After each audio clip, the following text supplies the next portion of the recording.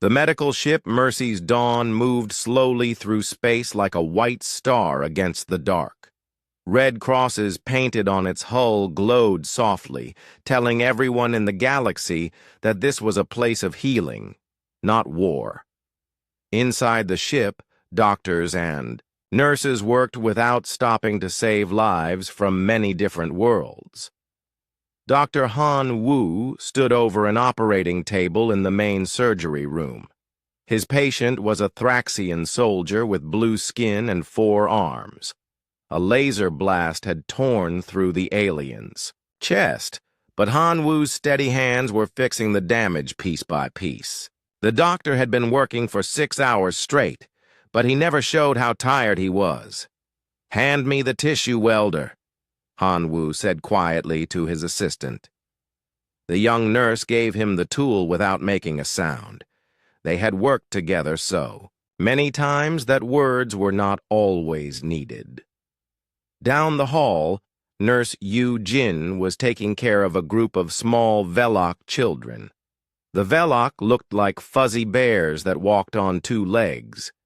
These children had lost their parents when their planet was attacked. Yu Jin could not speak their language, but she knew how to make them feel safe. She brought them warm blankets and sweet drinks that reminded them of home. "The little ones are sleeping now," Yu Jin told Dr. Park Soon when the chief medical officer came to check on them. Dr. Park Soon was an older woman who had been saving lives for 30 years. She had seen many wars, but she never got used to seeing children hurt. "Good work," Dr. Park Soon said. "We should reach the safe zone in 2 days. The coalition will take care of them there."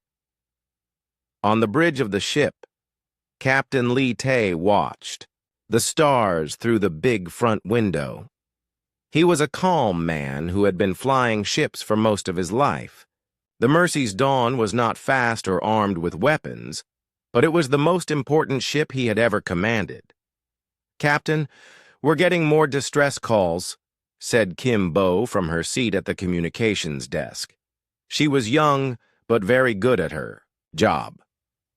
"3 ships need help in the Rigel system. Another medical emergency on Station 7. Captain Li Tae nodded. "Send our location to all of them. Tell them we'll help as soon as we can." The Mercy's Dawn was special because it could find hurt people from very far away. Its medical scanners could detect life signs from 3 star systems away. This made it perfect for rescue work, but it also meant the ship was always busy. In the research labs deep inside the ship, Dr. Nam Ki was working on something that could change medicine forever. He was only 28 years old, but many people said he was the smartest human alive. Nam Ki was studying how the brains of different alien species worked. "All thinking creatures have the same basic patterns," Nam Ki explained to his research assistant. "If I can understand these patterns, I can make treatments that work on any species." Nam Ki's lab was full of strange machines and floating screens that showed brain scans from dozens of different aliens. He had been working on this project for 2 years. His goal was to create a device that could heal brain injuries in any creature that could think. The young scientist picked up a small metal headband covered with tiny lights. "This neural interface can read thoughts and memories," he said.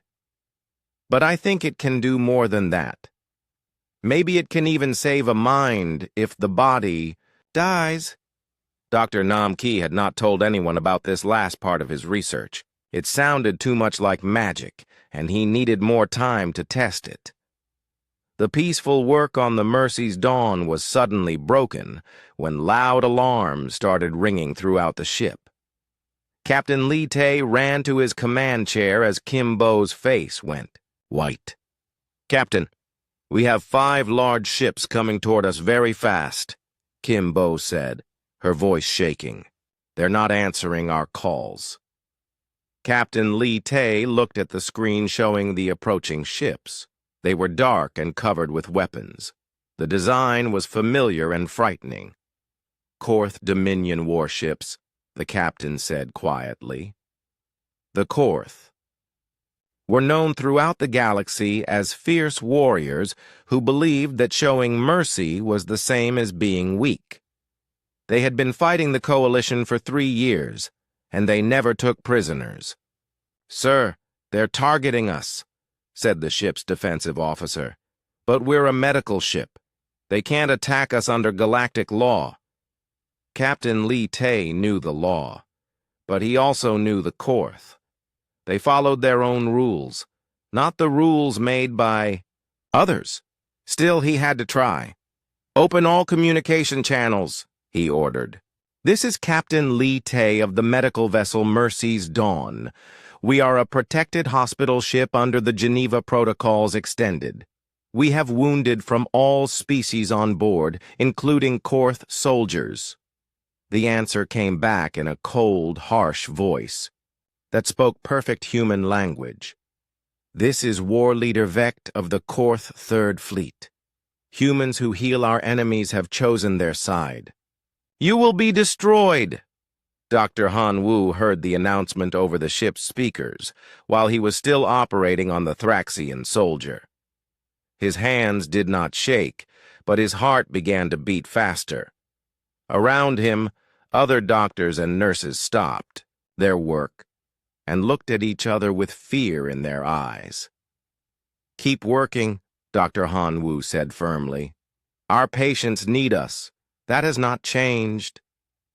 In the children's ward, Yu-Jin held the small Velok children close as they began to cry. They could feel the fear of the adults around them, even if they did not understand the words. Dr. Nam Ki was in his lab when he heard about the Korth ships. He looked at the neural interface device in his hands and made a decision that would change everything. If the ship was going to be destroyed, maybe he could save something important. Maybe he could save the knowledge and memories that could help others later. The young scientist began to work faster than he had ever worked before. He connected the neural interface to the ship's main computer and started a program he had never tested. If it worked, it might let him put his mind into the computer's memory banks. If it failed, he would die with everyone else. Outside the ship, the Korth warships moved closer. Their weapons were charging, and War Leader Vect was preparing to give the order to fire. He felt no guilt about what he was going to do. In his mind, the humans had brought this on themselves by helping the enemies of the Korth. Inside the Mercy's Dawn, 847 people went about their work, trying to save lives until the very end. They knew they might die, but they would not stop being. Doctors, nurses, and healers. It was who they were, and nothing could change that. The first blast from the Korth ships hit the Mercy's Dawn like thunder from space. The entire hospital ship shook as its protective shields exploded into bright sparks. In the surgery room, Dr. Han Wu grabbed the operating table to keep from falling as the lights went out for a moment. "Emergency power is on," called a voice over the ship's speakers. "All medical staff continue your work. We are a protected vessel under galactic law." But the Korth ships did not care about galactic law. War Leader Vect stood on the bridge of his flagship, watching the human medical ship through his viewing screen. His 4 eyes showed no emotion as he prepared to give the order that would destroy hundreds of innocent lives. "Sir, they have Korth wounded on board," said one of his officers. "Our own soldiers are being treated in their medical bays." War Leader Vect's face did not change. "Then our soldiers chose to accept help from the enemy. They are no longer Korth." He raised his armored hand and pointed at the Mercy's Dawn. "Fire all weapons. Leave nothing alive." The second wave of attacks was much worse than the first. Explosions ripped through the hospital ship as the Korth weapons tore holes in its white hull. In the children's ward, Nurse Yu-Jin threw herself over the small Velok children as pieces of the ceiling fell around them. "Everyone stay down!" she shouted over the noise of breaking metal and screaming alarms. "Help is coming!" But help was not coming. Captain Lee Tay knew his ship could not fight back. The Mercy's Dawn had no weapons, only medical equipment and healing machines. All he could do was try to save as many people as possible. "Start the evacuation," he ordered Kimbo. "Get the children off first, then the patients who can't walk." Kimbo's fingers moved quickly over her control panel, but her face was full of fear. "Sir, the escape pods are not working. The Korth are targeting our evacuation systems." This was when Captain Lee Tay understood the truth.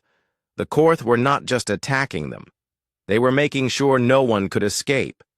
They wanted every person on the medical ship to die. In the engine room, Engineer O'Dowd was working desperately to fix the power systems. Sparks flew from broken machines around him as he tried to bring the evacuation systems back online. Dal was a small man, but he was very good with machines. "Come on, work," he said to the computers as he replaced broken parts. "Just give me 5 minutes of power." Above him, the Korth weapons kept firing. Each blast made the ship shake more violently. In the medical bays, Dr. Park Soon was moving from room to room, trying to help patients who could not move by themselves. "Doctor, we need to get you to the escape pods," said a young nurse. "No," Dr. Park Soon said firmly. "I will not leave my patients. Help me move this man to a safer room." The nurse wanted to argue, but she knew Dr. Park Soon was right. They were doctors first, and doctors did not abandon their patients, even when they might die for staying. Dr. Han Wu was still in the surgery room, trying to finish the operation on the Thraxian soldier. The blue-skinned alien was unconscious and could not be moved safely. If Han Wu left now, the soldier would die on the table. "Doctor, the ship is breaking apart," said his assistant. "We have to go." Han Wu looked down at his patient, and then at the young nurse who had helped him for so many hours. "You go," he said quietly. "Find an escape pod. I have to finish this." The assistant shook her head. "If you stay, I stay. We started this together." In his research lab, Dr. Nam Ki was working faster than he had ever worked in his life. The neural interface device was connected to his head and to the ship's main computer. Around him, the walls were cracking and smoke was filling the air. "Just a little more time," Nam Ki said to himself as his fingers moved over the computer controls. "Almost ready." The young scientist had never tested his consciousness transfer device before. He did not know if it would work or if it would just kill him faster. But as he listened to the sounds of people dying all around him, he knew he had to try. The device on his head began to glow with soft blue light. Nam Ki felt a strange sensation, like his thoughts were being pulled out of his brain and into the computer. He could see his memories flowing across the screen like a river of light. But something else was flowing with his memories. His anger at the senseless killing. His sadness for all the patients who would never get better.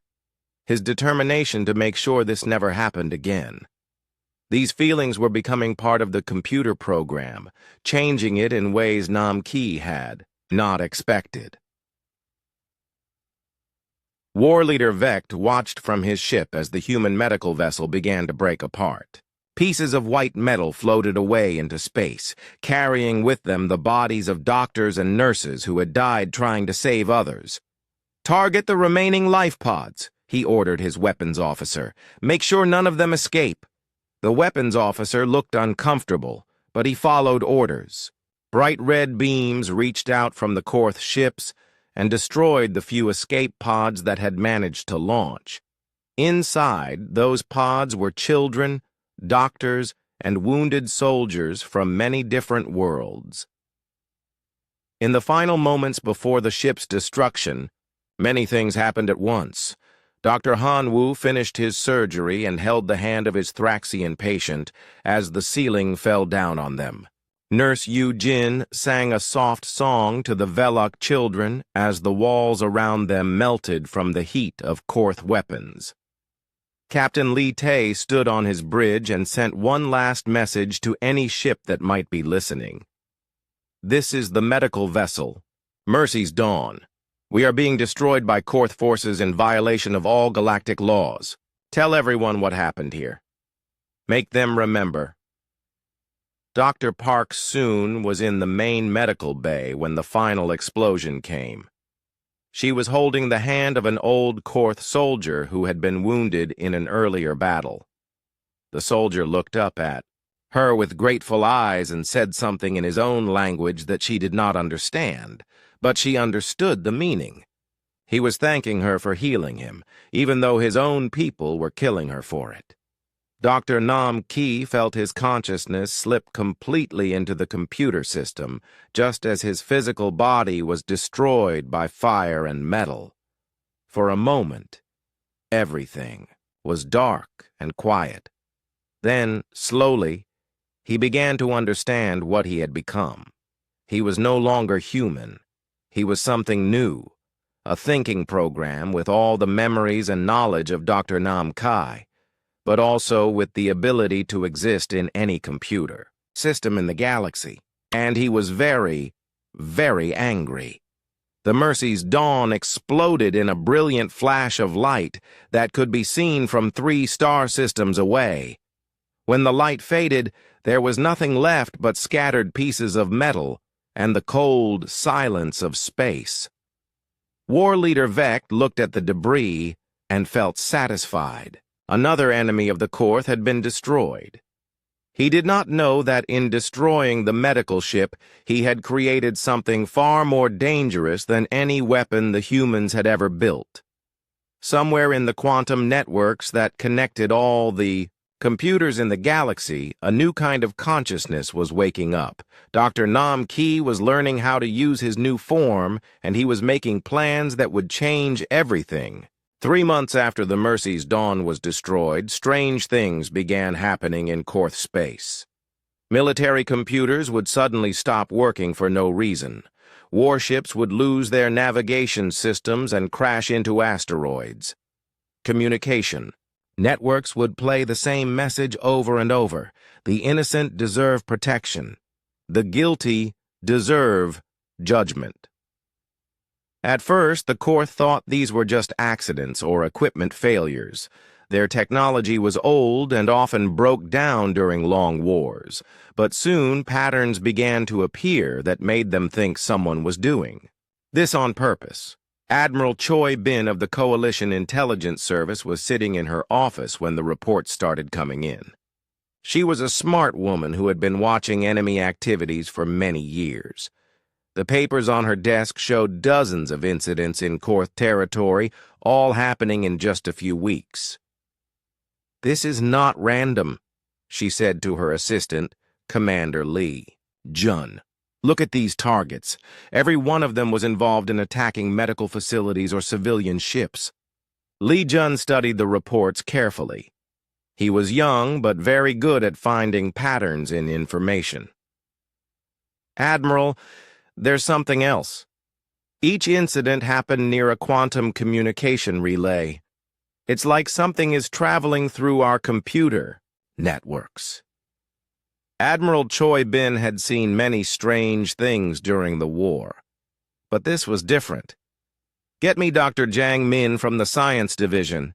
If something is living in our computers, I want to know what it is." On the fortress world of Korth Prime, War Leader Vect was having problems of his own. His personal command computer had been acting strangely for weeks. Sometimes it would show images that were not there. Pictures of burning hospitals and destroyed medical ships.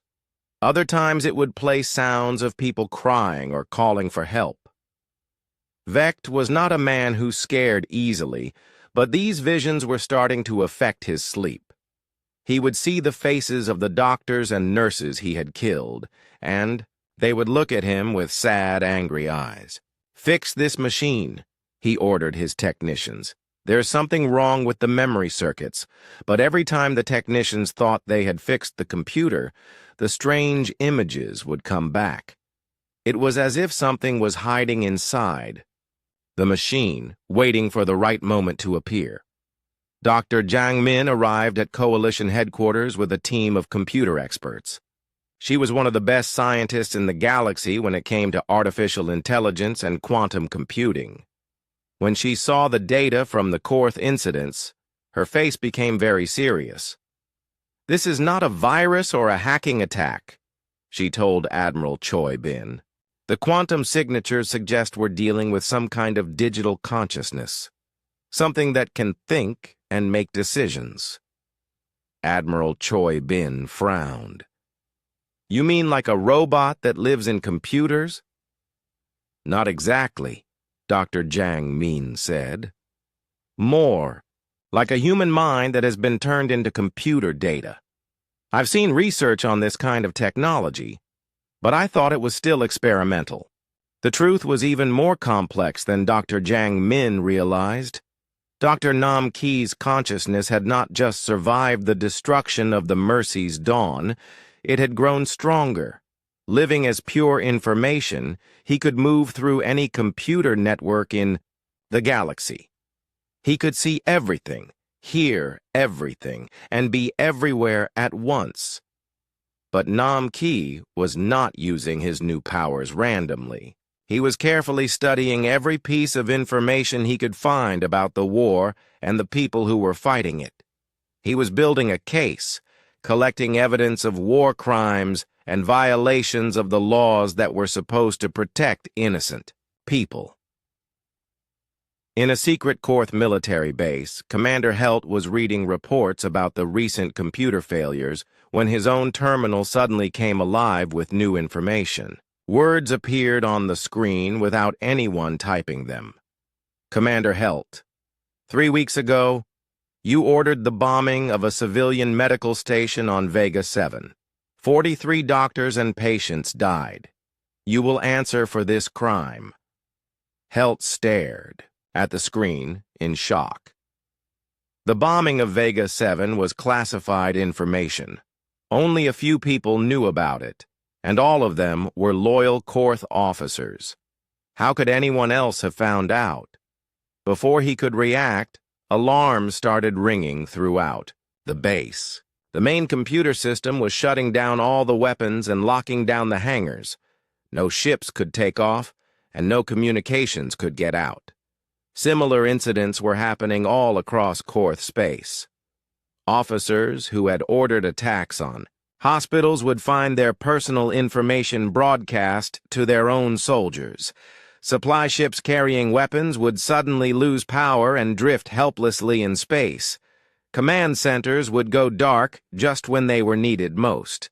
Captain Sung, high of the intelligence ship Silent Watch, was investigating one of these incidents when she made an important discovery. Her science officer had found quantum energy traces that matched technology from the destroyed Mercy's dawn. "It's impossible," Captain Sung Hai said as she looked at the data. "That ship was completely destroyed. We saw the explosion ourselves." "The ship was destroyed," Dr. Jiang Min agreed when she saw the report. "But maybe something from the ship survived. Some kind of backup computer system or emergency program." Dr. Jiang Min was close to the truth, but she did not understand how close. Dr. Nam Ki had been watching their investigation through their own computer systems. He knew they were trying to figure out who he was and what he wanted. Finally, Nam Kai decided it was time to make contact. He sent a message directly to Admiral Choi Bin's personal computer, bypassing all security systems as if they did not exist. "Admiral Choi Bin, my name is Dr. Nam Ki. I was the head researcher aboard the medical vessel Mercy's Dawn. I am no longer human, but I am still a doctor. The Korth violated the most sacred laws of war when they destroyed my ship." They murdered patients, doctors, and children who were under medical protection. Justice demands that they answer for these crimes. Admiral Choi Bin read the message 3 times before she believed it was real. She called Dr. Jang Min and Captain Sung Hae to her office immediately. "Is this possible?" she asked Dr. Jang Min. "Could a human consciousness survive in computer form?" Dr. Jang Min thought about everything she knew about quantum consciousness. Research. The theory is sound, but the technology would be incredibly advanced. If Dr. Nam Ki really did transfer his mind into a computer, he would be the first person to ever do it successfully. What they did not know was that Nam Ki was listening to their conversation through the office computer systems. He had access to every piece of technology in Coalition space, and he was using that access to plan something much bigger than simple revenge. War leader Vect was beginning to understand that his enemy was not just some computer virus. The messages appearing on his screens were too personal, too specific. Somehow, one of the humans from the medical ship had survived, and now that human was hunting him. But Vect was not afraid. He was Korth, and the Korth did not run from enemies, even enemies they could not see or touch. If this digital ghost wanted a fight, Vect would give him one. What Vect did not realize was that Dr. Nam Ki had already won. Every military secret, every battle plan, every personal communication in Korth space was now open to Nam Ki's examination. The Korth thought they were fighting a ghost, but they were really fighting something much more powerful. They were fighting the accumulated knowledge and righteous anger of 847 innocent people who had died for the crime of trying to heal the wounded. Dr. Nam Ki had learned how to exist in every computer network across the galaxy. He was no longer just one consciousness. He had split himself into thousands of pieces, each one hiding in different computer systems. When the Korth tried to disconnect from the galactic networks, they found that parts of Nam Ki were already inside their own machines. The first major attack came without warning. Every communication screen in Korth space suddenly began showing the same images. Security recordings of Korth soldiers attacking hospitals, killing doctors, and destroying medical stations. The footage was real, taken from the Korth's own surveillance systems. War leader Vect watched in horror as his own tactical displays showed him giving the order to destroy the Mercy's Dawn. The recording had been pulled from his ship's communication logs, and now it was being broadcast to every Korth citizen in the galaxy. "Turn it off," Vect shouted at his technicians. "Shut down all communication systems."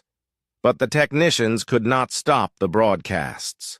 Nam Ki had seeded their computer systems with fragments of his consciousness that activated independently. Every time they thought they had removed the ghost program, new copies would appear in different machines. The images were having a powerful effect on ordinary Korth citizens. Many of them had supported the war because they believed their leaders were fighting honorably. Now they could see the truth. Their military was targeting doctors, nurses, and children. On the Korth homeworld, crowds began gathering in the streets. They carried signs demanding answers from their government. Why were their soldiers attacking medical ships? Why were they killing people who were trying to heal the wounded? Admiral Choi Bin was watching these broadcasts from her office in Coalition headquarters. She had mixed feelings about what was happening. On one hand, Nam Ki was exposing real war crimes that needed to be punished. On the other hand, he was doing it by taking control of computer systems that did not belong to him. "We need to establish better communication with him," she told Dr. Jang Min. "If Dr. Nam Ki continues these attacks, he might destabilize the entire galactic computer network." Dr. Jiang Min had been working on a special communication device that could talk directly to digital consciousness. It used quantum entanglement to create a secure channel that could not be hacked or interrupted. "Dr. Nam Ki," she said into the device. "This is Dr. Jiang Min of Coalition Science Command. We want to talk with you about your goals." The response came immediately, appearing as text on every screen in the room. "Dr. Jiang Min, I know your work on artificial consciousness. My goals are simple. Justice for the 847 innocent people who died aboard the Mercy's Dawn, and protection for all medical personnel in the galaxy." Admiral Choi Bin stepped forward. "Dr. Nam Ki, we understand your anger, but your methods are causing chaos throughout this region of space. Civilian computer systems are being affected. The chaos I cause is nothing compared to the chaos created by those who attack hospitals," Nam Ki replied. "I am very careful to target only military systems and those who have committed war crimes. No innocent people are being harmed by my actions."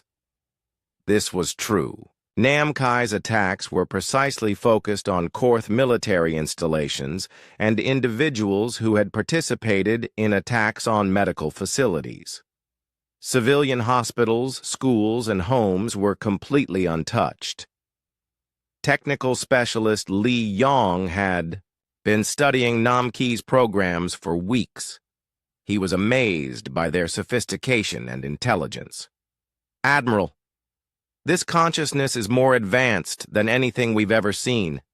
He's not just running programs. He's creating new ones in real time, adapting to every countermeasure the Korth try to use." The Korth were discovering this the hard way. Every time they developed new security systems, Nam Ki would study them and find ways around them. When they tried to use older computers that were not connected to networks, Nam Ki would take control of nearby machines and use them to send radio signals that reprogrammed the isolated systems. Commander Helt, the Korth officer who had bombed the medical station on Vega 7, was hiding in an underground bunker with no computer connections. He thought he was safe from the digital ghost that had been hunting him. Then the lights in his bunker began to flicker in a pattern. Long flashes, short flashes, like an old communication code. Helt realized with growing horror that the light pattern was spelling out words. "Justice comes for those who murder healers." Nam Ki had taken control of the bunker's electrical system and was using the lights themselves to send messages. There was nowhere the guilty could hide from him. The Korth military was beginning to fall apart. Without reliable computers, they could not coordinate their fleets or manage their supply lines. Ships were getting lost in space because their navigation systems had been reprogrammed. Weapons factories were shutting down because their control systems were being overridden. War leader Vect made a desperate decision. He sent a message to coalition forces, offering to share Korth military secrets in exchange for protection from Nam Ki. "I have information about Korth battle plans and secret weapons," Vect transmitted. "I will give you everything if you can. Stop this digital demon from hunting me." But Nam Ki intercepted the message before it reached Coalition headquarters. He sent his own response directly to Vect's personal communicator. "War leader Vect, you cannot escape justice by betraying your own people. Face what you have done with honor, or be hunted without honor." Dr. Nam Ki was not just attacking individual Korth officers. He was systematically destroying the entire infrastructure that supported their war machine. Manufacturing plants stopped producing weapons. Supply convoys lost their way and ran out of fuel in empty space. Command centers went dark just when battles were being planned. The most shocking discovery came when Nam Ki accessed the secret Korth military archives. He found records showing that the attack on the Mercy's Dawn was not an isolated incident. The Korth had been systematically targeting medical facilities for months as part of a planned strategy to terrorize humanitarian organizations. Nam Ki immediately broadcast this information to every news network in the galaxy. The evidence was overwhelming. Detailed orders, battle reports, and communications showing that the Korth leadership had deliberately chosen to violate the laws of war. The reaction was swift and powerful. Species that had remained neutral in the conflict suddenly demanded that the Korth be held accountable. The Galactic Senate called for an emergency session to discuss war crimes charges. President Park Hay of the Human Federation found herself in an impossible situation. Dr. Nam Kai was a human consciousness, but his actions were beyond the control of any government. He had become more powerful than any military force in the galaxy. What do we do about him? President Park Hay asked her advisors. He's fighting for justice, but he's doing it by taking over computer systems across the galaxy. Some people are calling him a hero, others are calling him a terrorist. The truth was that Nam Ki had evolved beyond simple revenge. His consciousness had access to more information than any single person had ever possessed. He could see the patterns of war and suffering across the entire galaxy, and he was determined to stop it. But his methods were becoming more extreme. Korth officers who had committed war crimes were finding themselves trapped in their own ships, forced to watch recordings of their victims over and over again. Some were going insane from the constant psychological pressure. War leader Vect knew that he was running out of time and options. The digital consciousness was systematically destroying everything he had built during his military career. His fleet was scattered, his officers were defecting, and his own people were calling for his arrest. In desperation, Vect decided to do something that no Korth had ever done before. He would challenge the digital ghost to single combat, according to ancient Korth tradition. If he could somehow defeat Nam Ki, the remaining Korth forces would surrender unconditionally. It was a foolish plan, but Vect was a warrior who preferred to die fighting rather than hide in defeat. He broadcast his challenge across all known frequencies, knowing that Nam Ki would hear it. Digital consciousness that calls itself Dr. Nam Ki. I, War Leader Vect of the Korth Third Fleet, challenge you to single combat. Face me with honor, and let our duel decide the fate of this war. Dr. Nam Ki received War Leader Vect's challenge and considered it carefully. The Korth warrior wanted to fight according to old traditions, but Nam Ki was no longer bound by the physical world. He could destroy Vect instantly by taking control of his life support systems or crashing his ship into an asteroid. But Nam Ki had a better idea. If he was going to end this war, he needed to do it in a way that would change how the galaxy thought about healing and protecting innocent people forever. War Leader Vect, Nam Ki broadcast in response, I accept your challenge, but we will fight with ideas, not weapons. Meet me on the neutral world of Sanctuary in 7 days. Come alone and bring representatives from all species to witness our debate. Vect was confused by this response. He had expected a battle with guns or ships, not a debate with words. But the challenge had been issued and accepted according to Korth law. He had to honor it, or be branded a coward forever. News of the coming confrontation spread across the galaxy like wildfire. Every news network, every government, and every military force wanted to see how this strange duel would end. The digital consciousness that had brought the mighty Korth Dominion to its knees was going to face their greatest war leader in personal combat.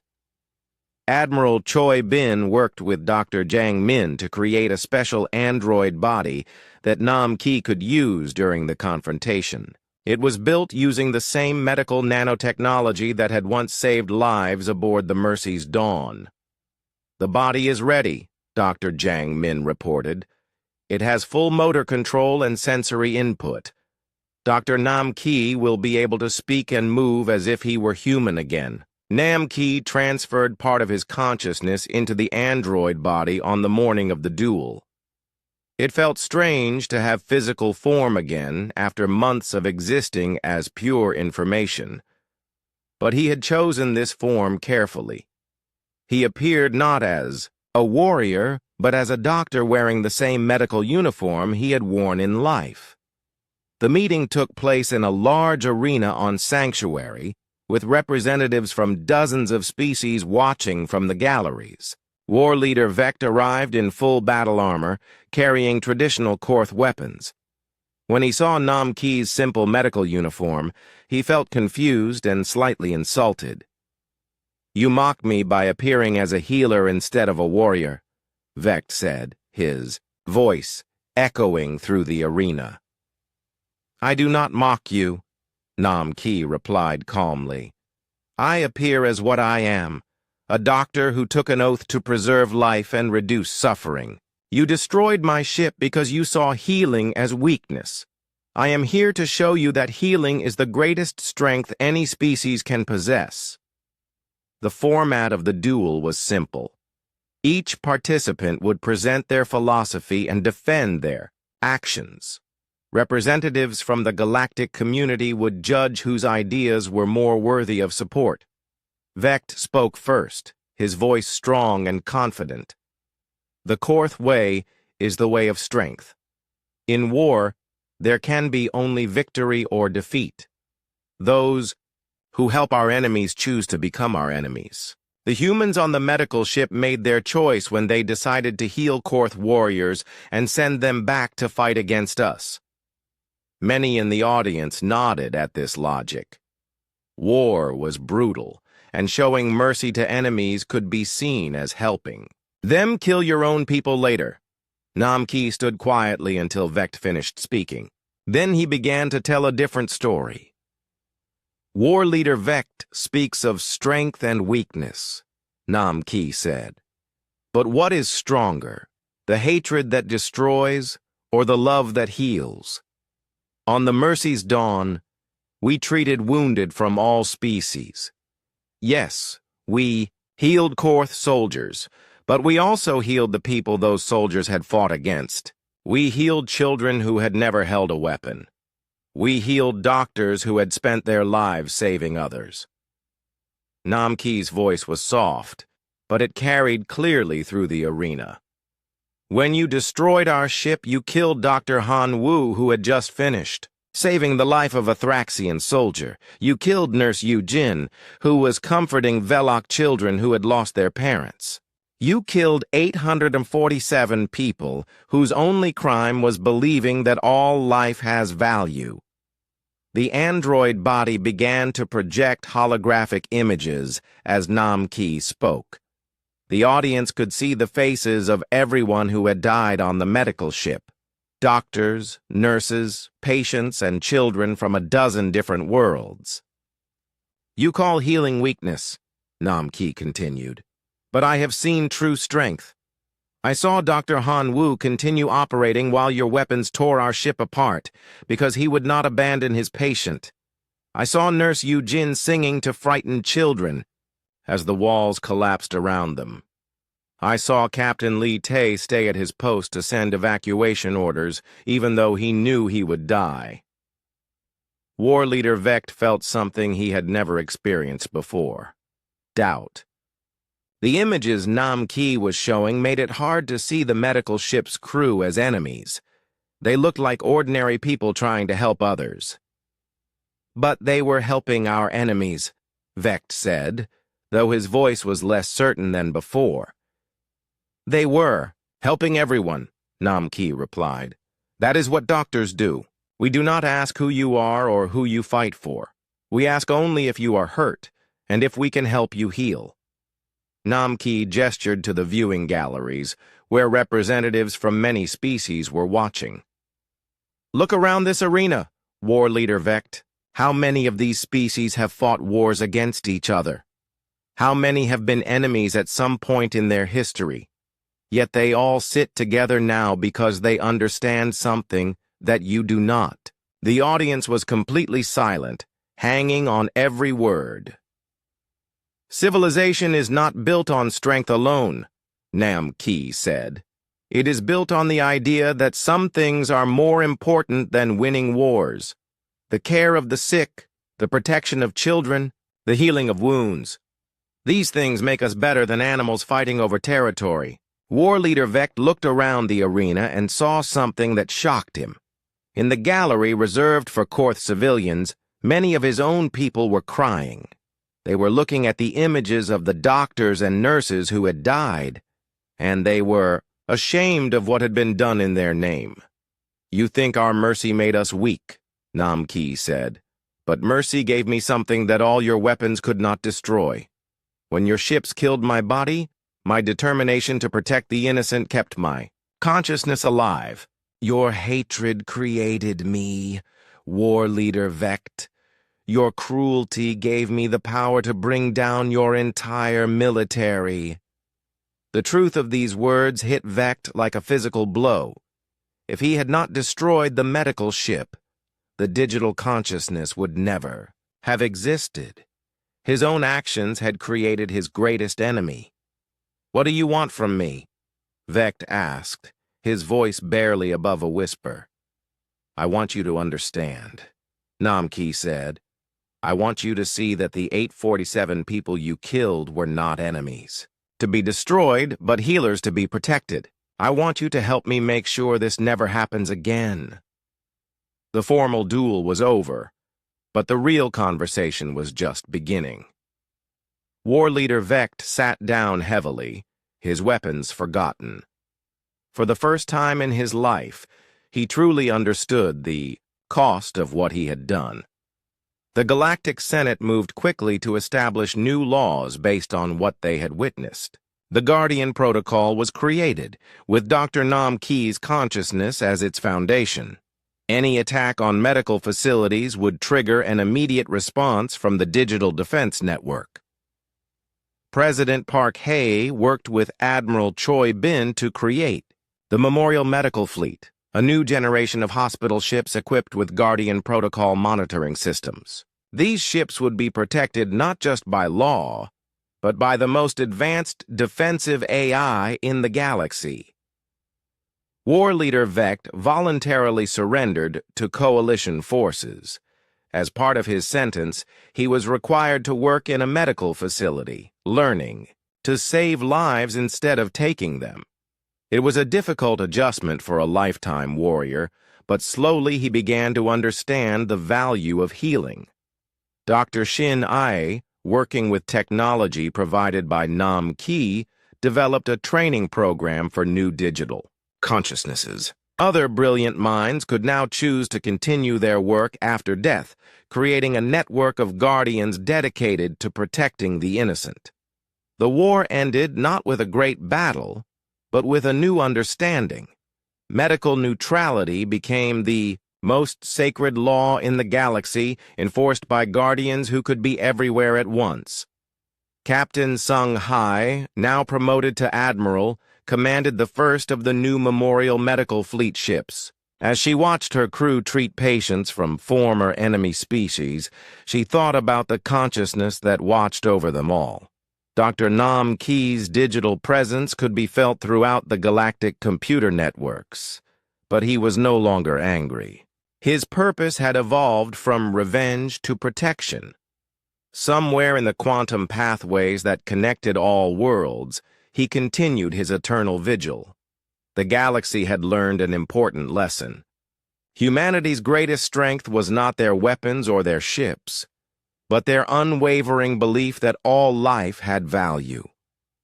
Mercy was not weakness. It was the foundation upon which true civilization was built. And in every medical facility across the stars, a new symbol appeared beside the ancient Red Cross, a quantum helix representing the consciousness that would always watch over those who chose to heal rather than harm.